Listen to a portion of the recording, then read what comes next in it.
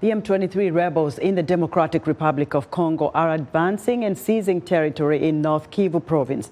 Fighting, which began about a month ago, is leading to massive new displacements of people. A new camp near Goma for the displaced is quickly filling up. For more perspective on the humanitarian crisis, Fred Bauma, a senior fellow at New York University and a native of Congo, joins me live from Kinshasa. Mr. Bauma, welcome to Africa 54. Thank you. Now, the big question is, how is it possible that the M23 rebel group continues to advance, continues to destabilize Congo, while an East African regional force is in Congo for the sole purpose of defeating such rebels as M23? Actually, that's a good question. I think many Congolese people share the same question. And that is the reason why we saw demonstration in Goma recently, where people shared their frustration against the force, which they were expecting will be an offensive one, and they are still waiting for it to start intervene. So far, I think there is a gap between the way people understand the force and the way probably the force understands its own mission. So far, they've been trying to negotiate the withdrawal of M23.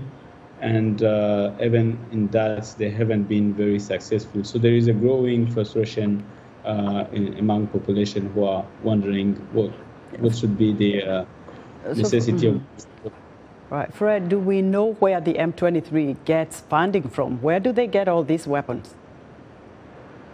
So according to the UN group of experts reports, M23 is supported by Rwanda, I think both politically and militarily by Rwanda. Rwanda provides some of the ammunition to M23. There is also a lot of element that shows that Uganda also supports M23, but we can't say to which scale Uganda is supporting them. And also, it's clear that M23 is using some sort of taxation locally to support its activity. Right. It's very interesting that you mentioned Rwanda supporting M23. But recently there was a meeting between the President of Rwanda, Paul Kagame, and President Felix Tshisekedi. What came out of that meeting? I think it's fair to say that nothing came out of that meeting. There were a statement. So that happened February 4th in Bujumbura. There were a statement that was published by the Eastern African community, calling to negotiation, and the next day the Congolese government published another statement reminding the community that the mission of the force, the regional force, was solely offensive.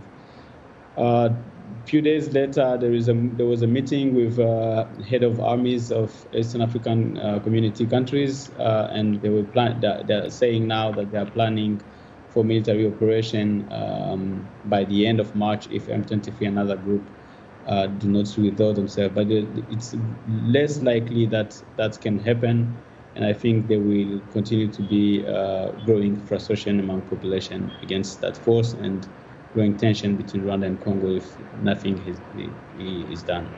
Fred, many thanks for your perspective.